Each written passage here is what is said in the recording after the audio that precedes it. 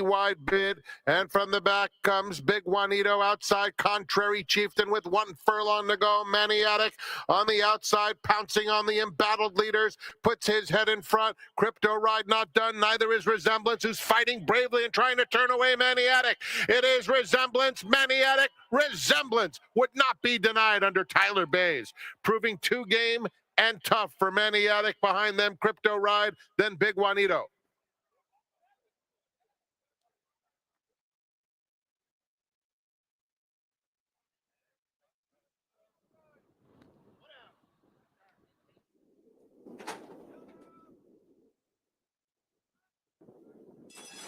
And they're off to a perfect start in the Eddie Logan.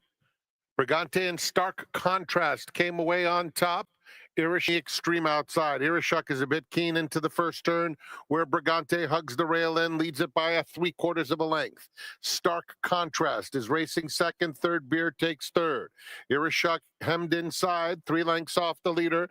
An unrivaled time at the back. Very compact onto the backstretch, and it's Brigante, the pace very sensible, just loping along in front by a length.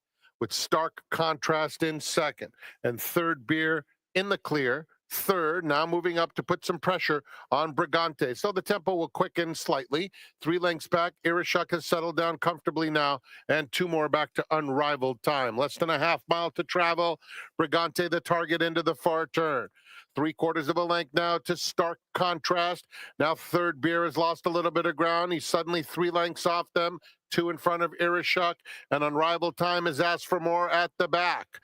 They're coming to the quarter pole. Brigante joined by Stark Contrast, and Stark Contrast has had a soft trip, pounces on Brigante at the top of the stretch and goes for home. Third Beer is next, then Irishuk inside the 8th pole, and Stark Contrast edges clear.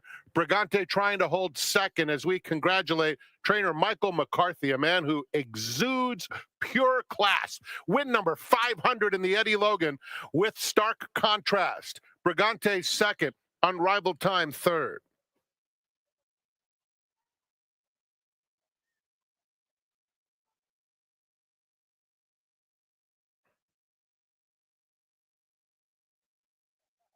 Michael McCarthy, they're in the gate.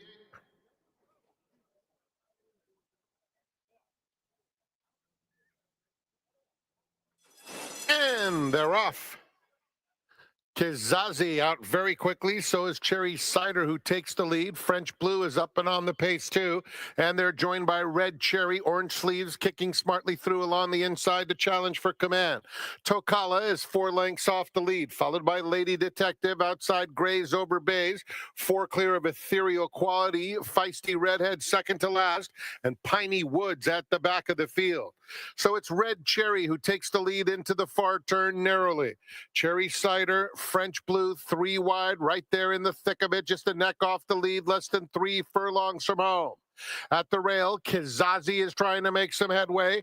Lady Detective is hard-ridden on the outside, has 4 lengths to make up as they come to the quarter pole, and the lead now belongs to French Blue on the outside, wide but in front, turning for home. Cherry Cider is in second. Red Cherry back to third. From the back, Feisty Redhead is closing nicely between horses. Ethereal Quality on the outside, but French Blue has opened up and is home free. French Blue will score by 3. Feisty Redhead second. Piney Woods split rivals close very nicely to get third. Photo for fourth between Kizazi and Ethereal Quality. 3 wagering begin with the upcoming 5th. 23 minutes to post.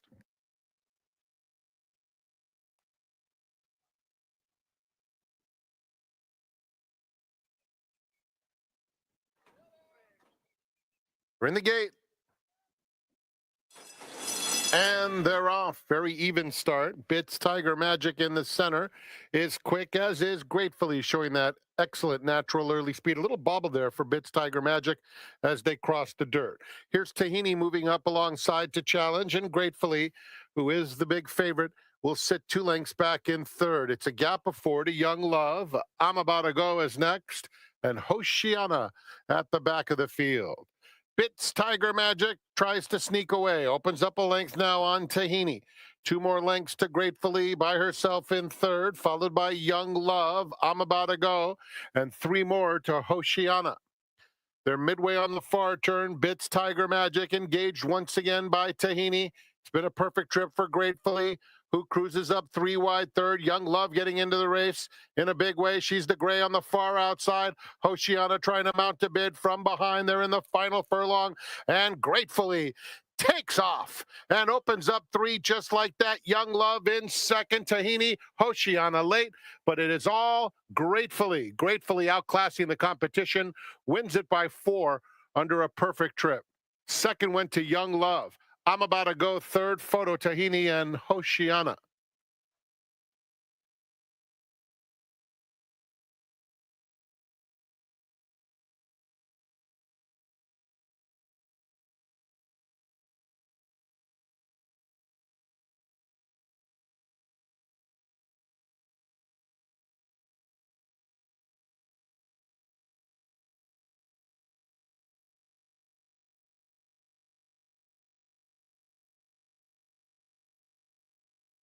One backed out of the gate now. Going back in.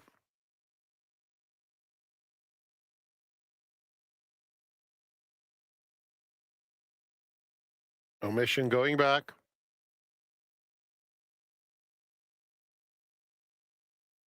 And they're off. Tommy Norris and Red Hot both came out of there quickly. They're joined by Positive Times, who's very quick too. And also Joker Went Wild in between horses. Tigger Whitworth is a close-up fourth, a length and a half to My Bodacious Boy, who didn't have the greatest of beginnings. It's a gap of 6 lengths then to Benny and the Jet. Red Hot is losing ground rapidly at the rail. Carl Erskine is next. Then it's Rand Good and another gap back to Omission. They string out into the far turn, and Tommy Norris cruising along, opens up 3.5 lengths. Joker Went Wild on the outside, takes second. Positive Times at the rail in third. Then My Bodacious Boy, 3 wide, trying to gain some ground. A length and a half back to Tigger Whitworth, who is 3 clear of Benny and the Jet, who angles out for the drive, top of the stretch. And Tommy Norris with a 2-length lead. My Bodacious Boy, though, is bearing down, and Benny and the Jet is coming quickly. Here's Benny and the Jet coming after My Bodacious Boy, who takes the lead. My Bodacious Boy or Benny and the Jet. My Bodacious Boy in front. My Bodacious Boy sharp in victory. Benny and the Jet second. Red Hot got it going together at the very end to get third in front of Tommy Norris.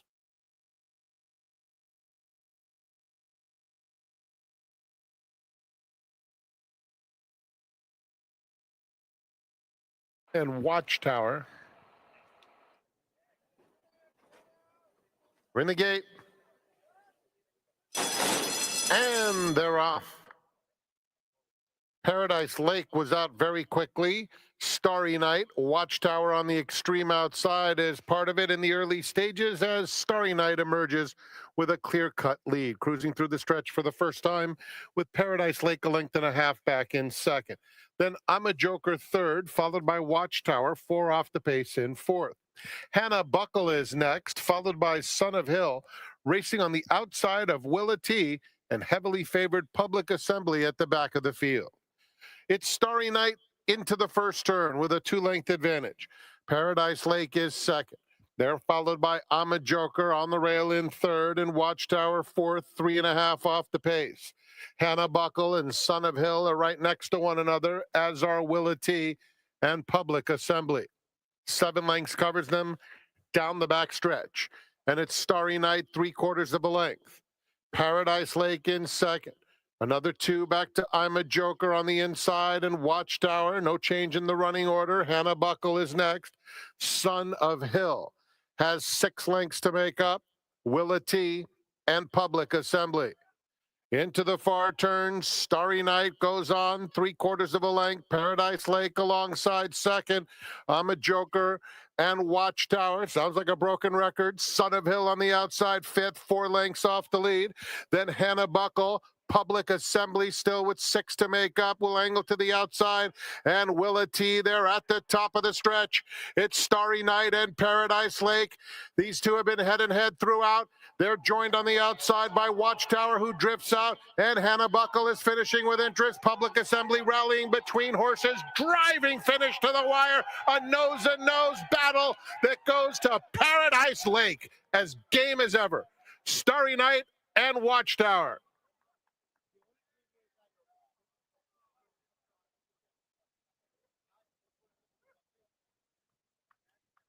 Hernandez. Paradise Lake narrowly wins the Grade 3 Robert J. Frankel. 23 minutes to post for race 8. It is the start of the $5 late daily double. Katona.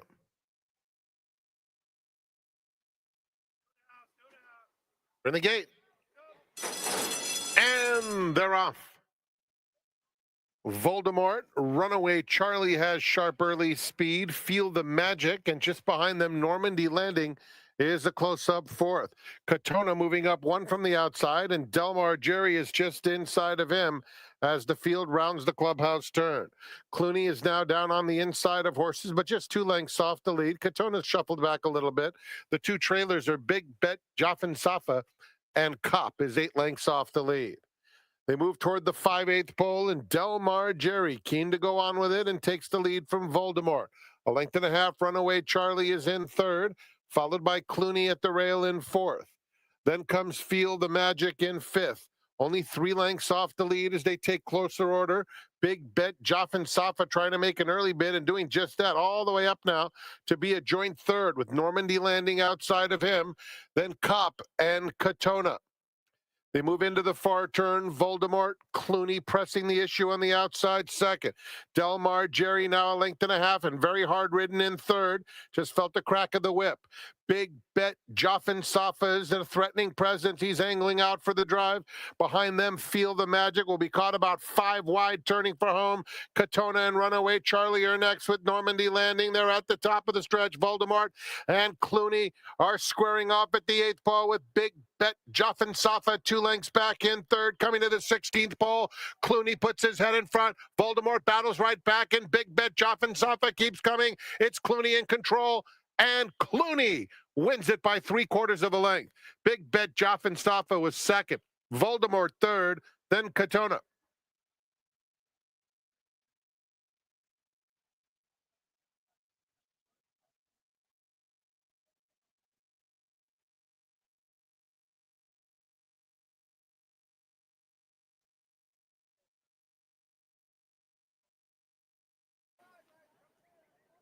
And Iron.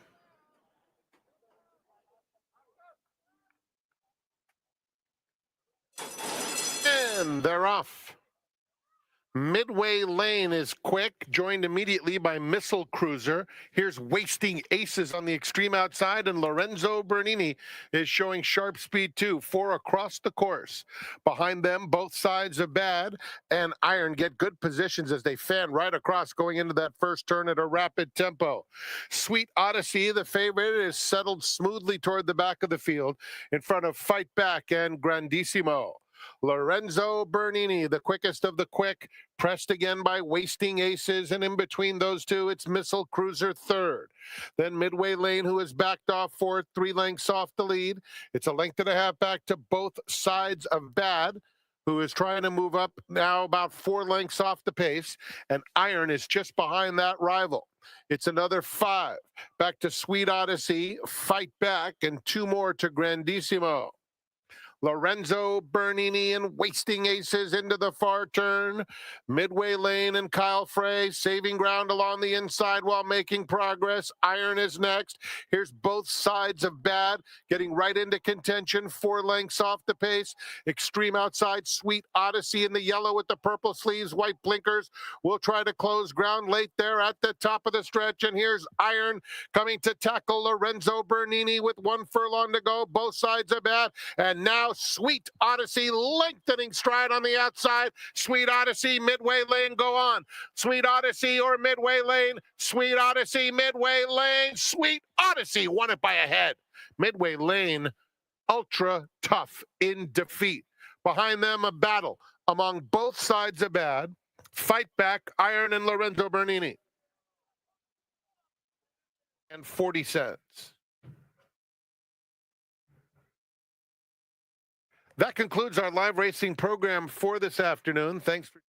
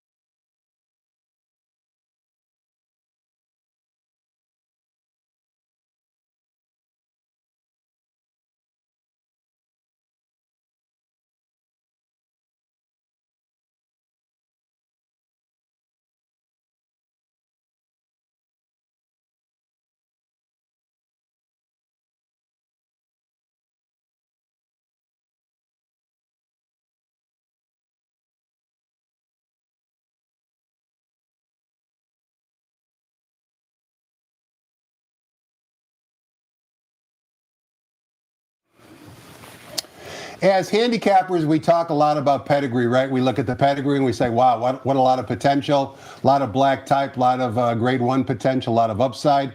And our seminar guest today absolutely fits that bill. That's because, believe it or not, his great-grandfather owned Native Diver, the first Calibred to ever make $1 million. You remember that statue in Hollywood Park, which is now down in Del Mar. Native Diver, one of the most prolific Calibreds ever to race in Southern California. There's the graphic right there, dear beloved Hollywood Park.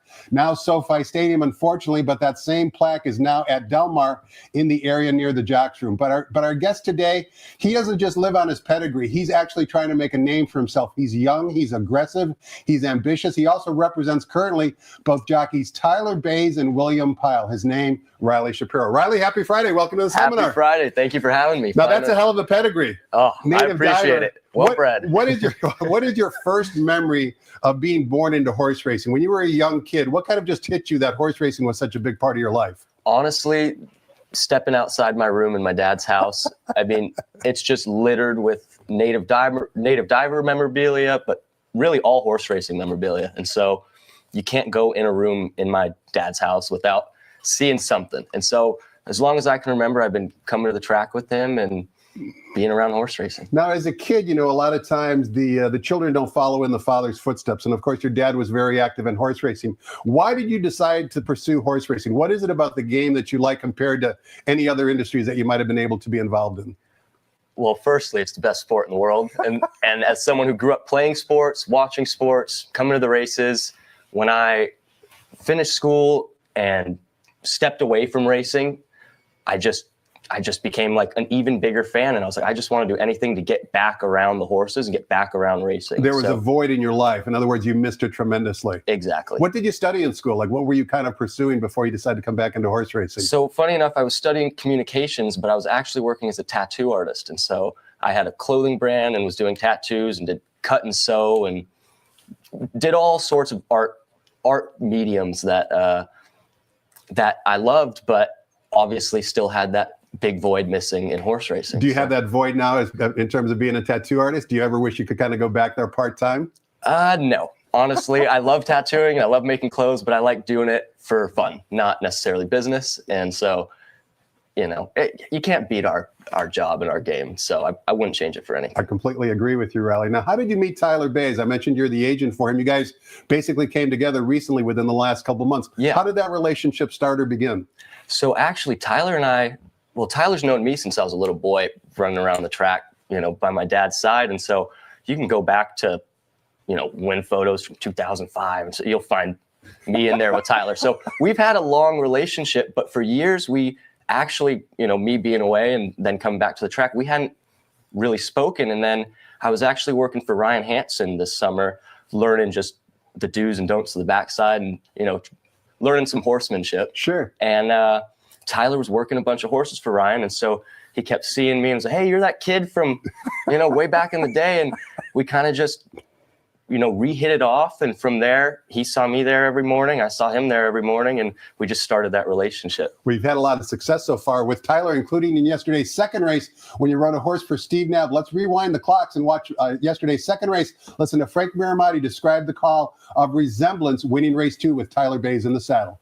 3 wide bid, and from the back comes Big Juanito outside. Contrary Chieftain with 1 furlong to go. Maniatic on the outside, pouncing on the embattled leaders, puts his head in front. Crypto Ride not done. Neither is Resemblance, who's fighting bravely and trying to turn away Maniatic. It is Resemblance, Maniatic. Resemblance would not be denied under Tyler Bays, proving 2 game and tough for Maniatic. Behind them, Crypto Ride, then Big Juanito.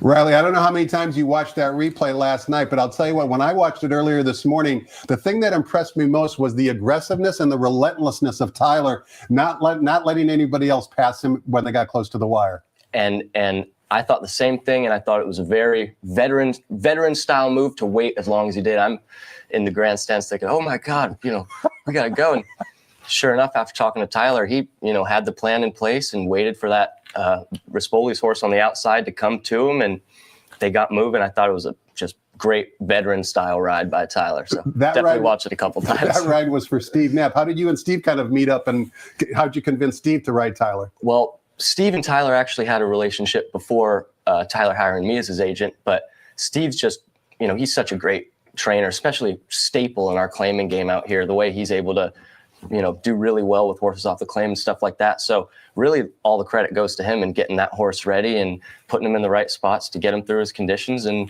be successful. So now William Powell is a name that most Southern California horse players don't know. He actually rode in England. He has about 80 to 90 wins over there. I'm assuming he's spending the summer in Santa Anita. Who could blame him? I don't know if that's in fact the case, but you represent William as well. How did that relationship begin? So that relationship's a little different. Obviously him showing up here, working with Dan Blacker, and the agent Craig Stevens actually recommended him to me. And so I'm standing at Clockers one day, and little English kid, with the short hair, redheaded buzz cut comes up. Hey, I'm looking for an agent, and you want to talk to? And honestly, at first I was a little reluctant because, Tyler and I have, we have something good going right now, and I didn't want to do anything to mess with it. But after a couple meetings with both Will and Tyler, and kind of realizing all of our dreams aligned a little bit.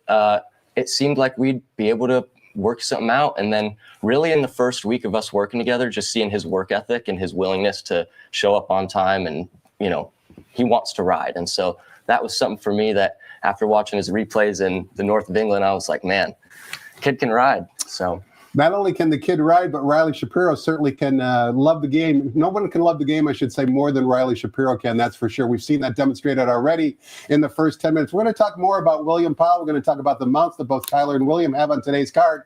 But before we do any of that, let's toss the microphone over to track announcer Frank Miramati and get the early changes on today's card.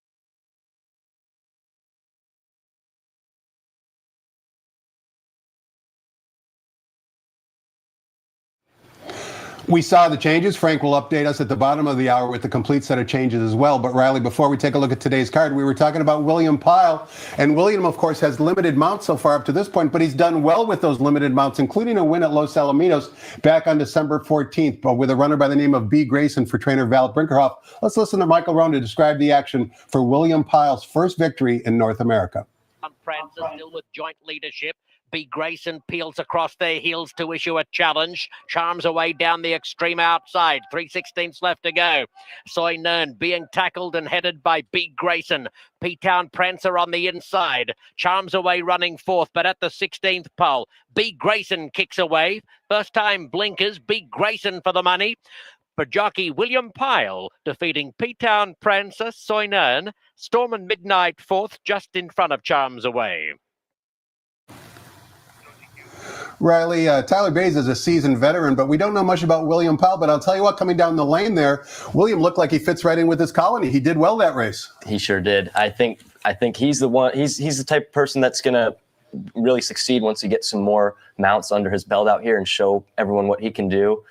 Funny enough, that was his first ever race on dirt, which is odd that he ended up winning it with a really good patient trip. So I think the more we see of Will Pyle, the more people start to like him. There's a video on X we spoke about before we came on air where William back in England is actually standing in front of the gate and the horse dislodged him and there were no other helpers around, no outriders, nobody available to leg him back up. He did it all by himself. He made it look easy like he does it every single day. I mean, to me, that was a sign that he's really a good horseman. Yeah, and he's as fit as he could be, honestly.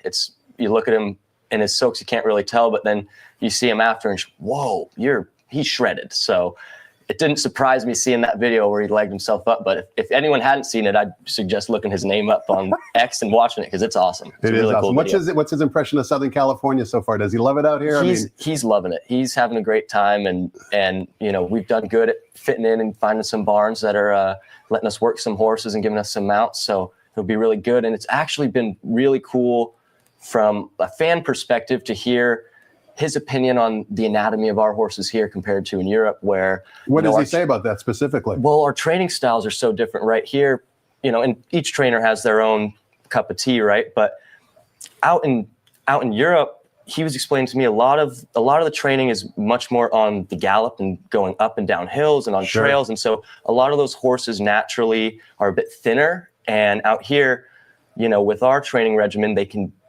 his words are they're a bit bulkier and stronger. And so it's been interesting saying when, he'll get off and be like, wow, that thing was strong. And it's really cool for me to hear that perspective. We kind of see that in Breeders' Cup weekend, right, Riley? A lot of those European runners come in and they don't look like our horses here in North America. There's a different body type. And a lot of that's because of the way that they train, as you mentioned. And as you also mentioned, those courses in England are very different than here in the United States. They're going uphill, downhill. It's subtle when you're watching it on TV. But if you look at it on ground level, I mean, it's amazing the different type of courses they have over there. How often do you get together with Tyler and William? In other words, like at the end of the day, do you kind of speak to them individually? Do you wait until the morning when you see them on the backside? Like, how do you kind of both recap what might have happened that day and also plan for the next day? To be honest, the three of us have a really good working relationship together. And so we talk honestly throughout the day. Like I call Tyler and say, hey, what are you doing?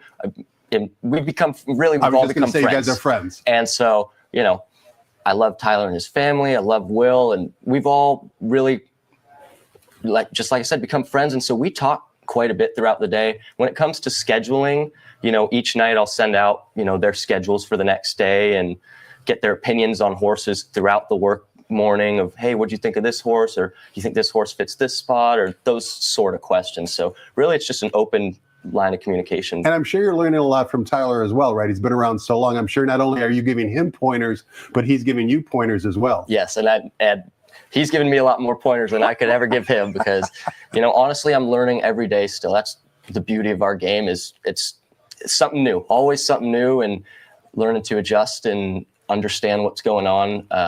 So having a veteran like Tyler to kind of show me the ropes and teach me what's going on has been night and day with. Riley, we've got an excellent 10-race card, and as you saw in the graphic, beautiful weather here in Southern California. No wind, no rain, and so the racing conditions today will be fast and firm, as they should be here in Southern California. As I mentioned, both William and Tyler have multiple mounts on today's card. So let's go through the card, beginning in race number 1, which is for fillies and mares going 1 mile on the main track. It's maiden claimers in for a $20,000 tag.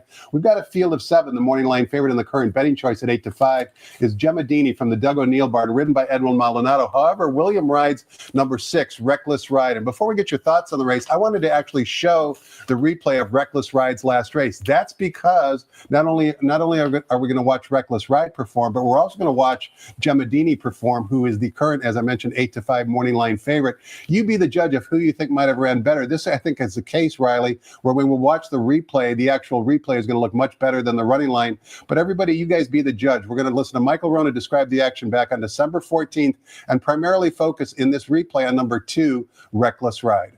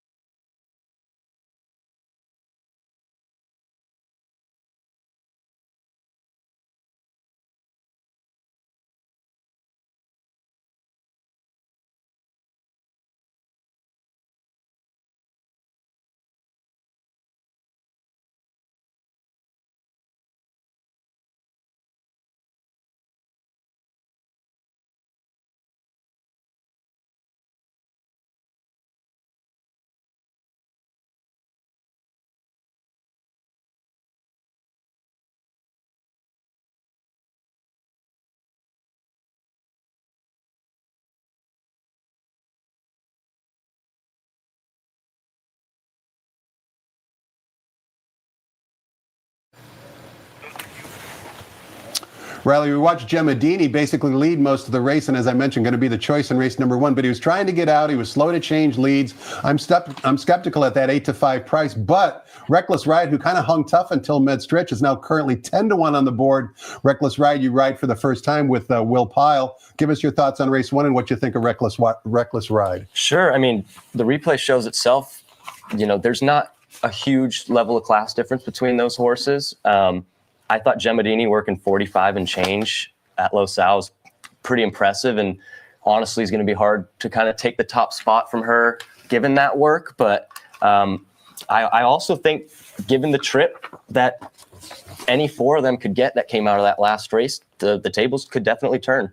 Here's an interesting statistic courtesy of Brad Free of the Racing Form revolving around number 3, Gemma Dini. According to Brad Free, the last 3 months, the Doug O'Neill barn has saddled 14 post-time favorites. 11 of them have won. So 11 for 14 whenever the Doug O'Neill horses are bet. They're certainly well meant using that statistic. Let's take a look at race number 2.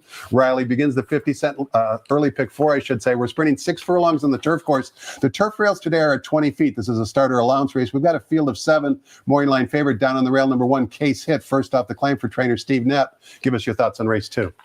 For race 2, I actually really like the Peter Urton horse Van Cougar in there. I think it's one that's got the down and distance and proven to be competitive at the level.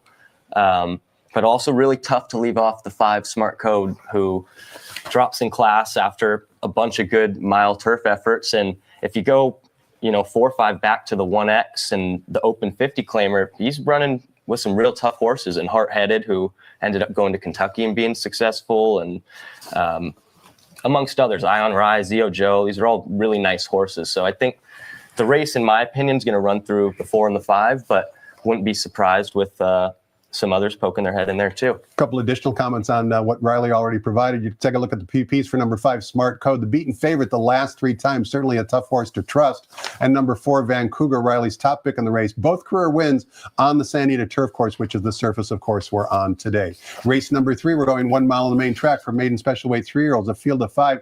Bob Baffert looks to dominate this race with the first 2 morning line favorites, including the morning line favorite, number 2, Blacksmith, who finished a good second at Los Al in the Los Al for Charity. 4-5 on the morning line. Free bingo square here, Riley, or are you looking elsewhere? I'm actually looking elsewhere. I think you do have to have Blacksmith on top, but Easy Company for Richard Mandela was only beaten a half by Greenwich Village, which is another Bob Baffert trained horse. And Greenwich Village was outworking Cherokee Nation. If you watch, they worked in company twice, and both times to me it looked like Greenwich Village got the best of them.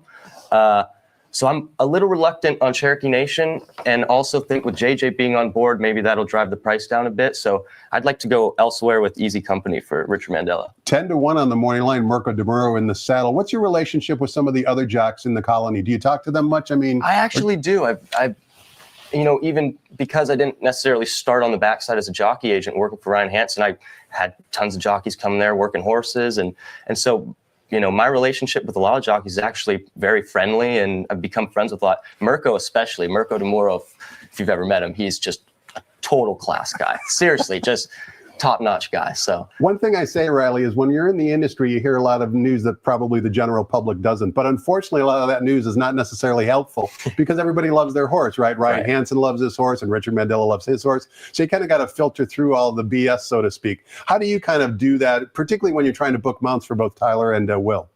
Well, a lot of it's relationship building, right? Like, obviously, we want to ride the horse that's going to win the race today. But also, you get, as a jockey agent, in positions where you have to maybe throw a bone at riding a horse for a trainer that you ride some others for, even if it's not necessarily the best spot, but just to kind of build upon that. And so it is awesome when I have my choice without any biases of, hey, I think we should ride this over that horse. But really, it's a lot of it comes from a communication standpoint of understanding what my jockeys want and what they think the best course of action is as well. On today's 10-race card, we offer a 50-cent middle pick 4, which begins in race number 4. Once again, we're sprinting 6 furlongs in the flat turf course. This is for Calbred 3-year-old fillies, allowance optional claiming types, non-winners of 1 other than. A field of 6 after the scratch of number 1, Donde Esta Jefe. The morning line favorite, number 6, My Cat, who is undefeated over the Del Mar surface, but now runs at Santa Anita for trainer George Papapadromo. You ride number 4, Lino's Angel, with Tyler Bays, putting blinkers on and adding Lasix. Lino's Angel down at, I believe it was Los Alamitos and Del Mar, certainly was started off her career very precociously. Now, she's tackled some tough animals recently. What are your expectations for Lino's Angel today? I think she's a really cool filly, and Edwin Alvarez does a really good job at getting them ready and putting them in the right spot. And so I'm excited for her chances, and I'm excited for her to get blinkers on and go to the grass. She's a really cool filly to work with. So who do you like from a simple handicapping standpoint as opposed to a loyalty standpoint? From a handicapping perspective, I'm going to try and beat the 6 here. I think it's going to be tough to do, but the 7 is that maiden special weight first out on the grass was very impressive. Visually, it was very impressive. And my top pick of the race is actually going to be the 5, because I think there's so much speed in here that it's going to set up really well for someone that might be stalking and coming back, with horses coming back at him. So number 5, Cecilia Street, you can see last time out, ran against a buzzsaw from the John Sadler barn by the name of Liberation. No Liberations in this field, but the question is, as Riley mentioned, is what about sprinting on the turf course? That's something she hasn't done yet, but the price is certainly going to be right. Race number 5 is where we finally get to the $2 pick 6. Did you see the results yesterday for the pick 6? Even with the Bob Baffert 3-5 favorite winning the first leg, the pick 6 paid almost $12,000, $11,800 and change. But we kick things off anew today with no carryover in the San Anita pick 6, sprinting 6 furlongs on the main track for 3-year-old starter optional claiming types. Field of 5 after the scratch of number 5, Track Tiger, morning line favorite. Number 2, Send It Mo from the Peter Miller barn, 7-5 on the morning line. Talk to us about race 5, Riley. Just like you said, 7-5 on the morning line for Send It Mo is going to be tough to beat, in my opinion. Also rooting for Caesar Belmont, who's just like Will Pyle, recently came into town from France, and he's a really good kid and a hard worker. So I think they'll be really tough to beat. If I was going to try and beat him, I'd get fancy with the Sarin horse, Court of Appeal off the layoff, and picks up JJ. I think Vladimir Sarin, is really good at getting his horses right and ready for the spot. So We talked, Riley, about maybe Tyler mentoring you because of his experience. What about other agents? You're kind of their competition. Have any of them taken you under your wing and given you some pointers, or are you kind of just out there on your own island? Yeah, so actually, when I was working for Ryan Hansen, I got the pleasure of meeting Vince DeGregory, who's a Hall of Fame legend, And so he's actually been really good about giving me advice and teaching me the do's and don'ts. And, if I was in your shoes, I would pick his brain nonstop. Oh, yeah. I really would. Because he's forgotten more about agenting than both you and I know. That's for sure.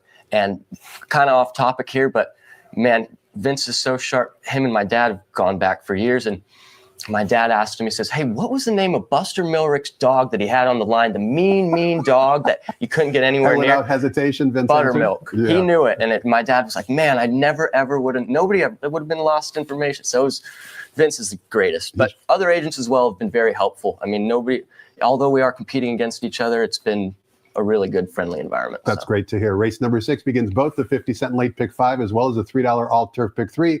We kick off both wagers in race number 6 going 1 mile on the turf course for maiden special weights. One scratch the 5, leaves us with a field of 7. Number 6, Coco-san, who ran in the Hollywood Derby last time out, is the 9-5 morning line favorite. Before we get your thoughts on the race, Riley, we wanted to watch a workout for the runner you ride, which is number 8, Babe Ruthless, courtesy of our friends at firsttv.com. We're going to watch this workout back on December 18th. The reason why we want to do that is Babe Ruthless down on the inside, but the work made on the outside is also from the Dan Blacker barn. That's a runner by the name of Deep Blue, who ironically is running in race 9 today. As we continue to watch this workout, Babe Ruthless more than holds her own against Deep Blue. Deep Blue has already broken her maiden.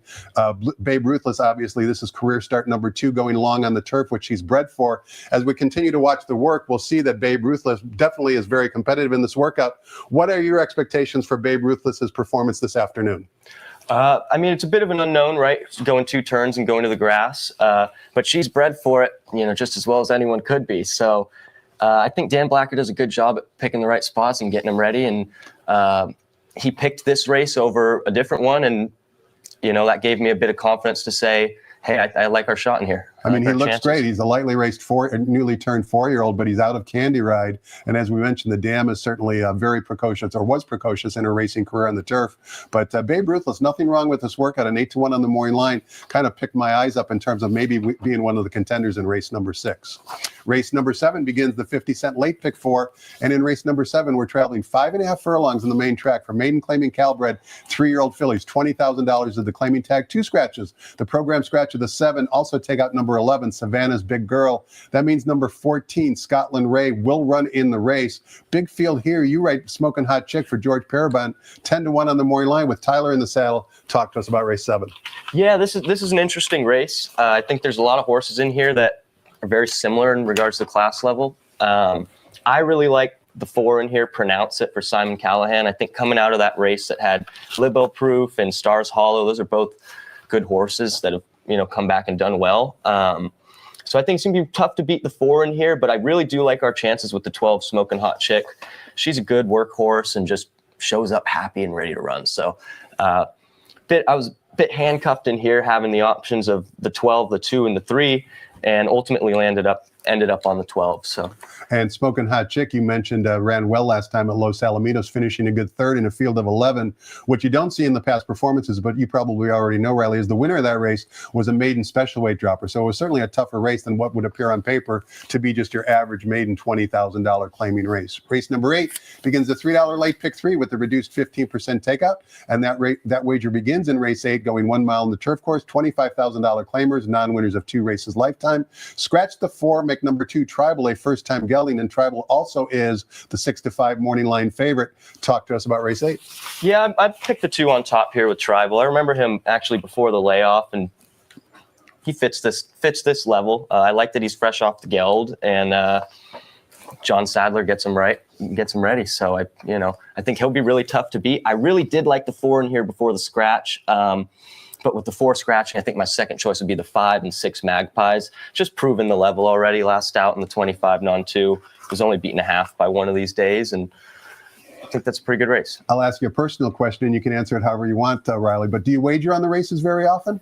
I do from time to time, but I'm not necessarily a gambler. I don't, play a lot of multi-race wagers or this and that. Sometimes I'll root for horses and throw a couple bucks, but generally I'm not a big better. But you love the horses, obviously. You love yeah. to be around the horses on the backside. That's my favorite part. Have you ever ridden yourself? I rode growing up a little bit, and even a couple years ago was riding still, but not anymore, no. Race number 9 begins the $5 late daily double, also with a reduced 15% takeout. We're on the main track, 1 mile is the distance. Fillies and mares, allowance optional claiming types, non-winners of 1 other than. A field of 6, Bob Baffert has one of the favorites in here, but the morning line favorite on the bottom is number 6, Lolo La Plume, who's 2-1 on the morning line. You ride Scary Fast Ride, taking blinkers off for trainer Sean McCarthy. Sean and Tyler have had a lot of success over the years. You like your chances in race 9? Yeah, Scary Fast Ride is such a cool mare. She's awesome, and I think second time going 2 turns, she should improve. And that's usually not necessarily how it goes when you go sprint to route, but she's just doing really well and a real try-hard type of mare. So I like us on top here. What about number 3, Deep Blue? We watched her in that workout with Babe Ruthless. They paid a fortune for this Indiana bred compared to what the stud fee was. Have you heard any whispers about Deep Blue's possibilities today in race 9? I haven't, but just like you're saying, that work looked pretty good with Babe Ruthless, and I like Babe Ruthless. So, and I know Willie likes him as well. Bob Baffert obviously has a lot of keys to the kingdom here in Southern California, and I'm sure every jockey and every agent wants to ride some of Mr. Baffert horses. Have you been able to approach Mr. Baffert and offer both Tyler's and Will's services to him? Yeah, I've actually known Bob. Bob and my dad have been friends for a long time, and so I've known Bob since I was a little kid, and he gives me a hard time, here and there, but he's easy to approach and talk to. It's tough love, though, right? Yeah, he wants you to earn your stripes. Exactly, and obviously, just like you're saying, those are the type of horses you want to be on. And so just suiting up and showing up and hoping the time comes. Hopefully Sunday we've got one in. So. Well, you were interviewed during the Del Mar Bing Crosby meet, and you said that yours and Tyler's goal in 2026 was to win a classic race. Yeah. That could be a Triple Crown. That could be a Breeders' Cup race. Those are lofty aspirations. Yes. But you need to set goals in order to achieve those goals. So that's something you guys are really striving to try and do in 2026. Yeah, and I believe wholeheartedly that Tyler is just as good as anyone out there, and with the horse under him, he can make it happen. And so I do believe that horse will come, and we'll get our chance in the Classic, and everything will align. We saw Tyler on yesterday's second race winner that we watched earlier, Resemblance. He certainly is very competitive, to say the least. Oh, yeah. Race number 10 closes out today's card. And in race 10, we offer $1 super high five wagering. Sprinting 6 furlongs in the turf course. Fillies and mares in for a $25,000 tag. Scratch the also eligibles. 11, 12, 13, and 14 all will not compete. They've been declared out of the race. The morning line favorite, number 5, Lovin' on the Run from the Doug O'Neill barn, who's 3-1. In this particular race, Riley, you've got 2 mounts. Number 6, Gypsy Woman with Tyler on board. And number 8, Big Mama Sue for Steve Miotti with Will Pyle on board. Let's talk about Steve Miotti first. He's another tough guy to kind of gain access to in terms of having a rider ride for him. What was Mr. Miotti like giving you this mount? Steve's awesome. I mean, he's really good and easy to work with, and I feel like we've got a really good line of communication. So he met Will and asked Will about his rides up in the north of England and where else he'd ridden and all those things, and we got the chance to come work a couple horses for him, and it worked out. So I'm, very grateful that he's given Will the opportunity on a really cool mare like Big Mama Sue. I mean, she's been a staple in California turf racing for a while. And what about Tyler's mount on number 6, Gypsy Woman? 15-1 on the morning line for trainer Tim Yachtine, who's winning races in bunches so far this meet. I really like this horse. I think the 2-back race against Princessa Moche, the Doug O'Neill horse, who she went on to win the 2X next out. I think that's a really salty group. Royal Charter ran third. That's a good Leonard Powell horse that I believe is off the claim from Mullins, but still really, really good group. And so honestly, this is the type of race that as a fan, gets me super excited. I mean, there's probably 6 or 7 in here who could win the race, and they're all heading in different directions. But from a fan perspective, you can't beat races like this. Riley, you're headed in one direction, and that's completely skyward and upward and onward. And certainly on behalf of everybody watching, I think we all want to wish you nothing but continued success and the best of luck moving forward and able to achieve your goals and dreams. Thank you very much, Tom. I appreciate it. And thank you so much for having me on. I mean, the kid in me being in here and getting to see all this and be on air, it's almost unreal. So I really appreciate the opportunity. It was a pleasure having you, Riley. Thanks so much for joining me. Before we let you go, a couple of reminders. Keep in mind, Gulfstream Park, our sister track, is racing today. That means we're offering both Coast to Coast Pick 5 and Sunset Pick 6 wagering. And in the Sunset Pick 6, are you aware that there's a $12,000 carryover? The Sunset Pick 6 is a $1 wager. It links the last 3 races from Gulfstream Park with the last 3 races at Santa Anita. And there's already $12,000 in the kitty for that $1 Sunset Pick 6, which begins with Gulfstream Park Race 8 at 12:50 p.m. Pacific time. Thanks so much for watching, everybody. Hope you enjoyed it. Keep in mind, we have live racing again tomorrow, 10 races beginning at 12 noon. That means the seminar will start at 10:50 a.m. Thanks so much for watching. Have a great afternoon and good luck.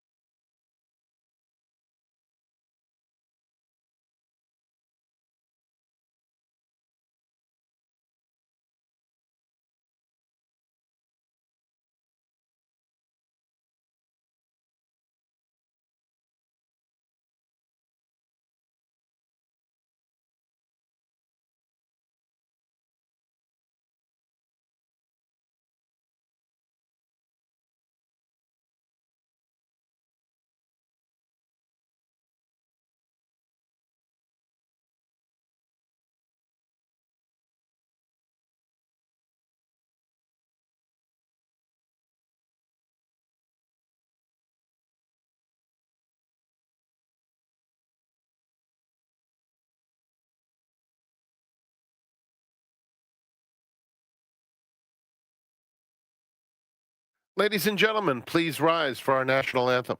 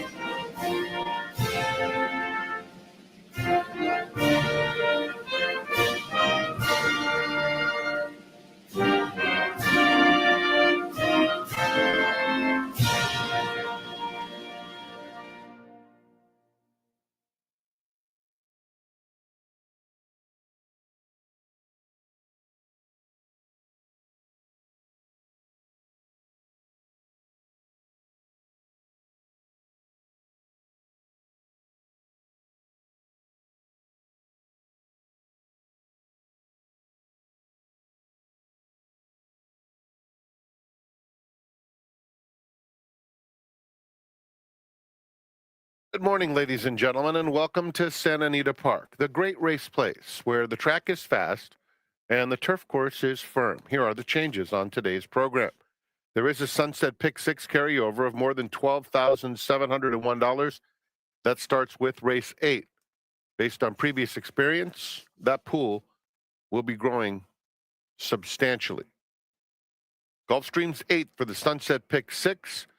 Recently added wager, which gives you the last 3 races of Gulfstream and the last 3 from Santa Anita Park. $1 pick 6 wager.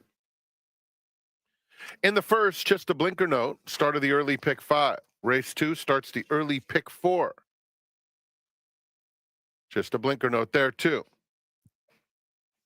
No changes in the third. The fourth is the start of the middle pick 4. Scratch number 1. Donde está Jefe? The fifth starts the $2 pick 6. Scratch number 5, Track Tiger.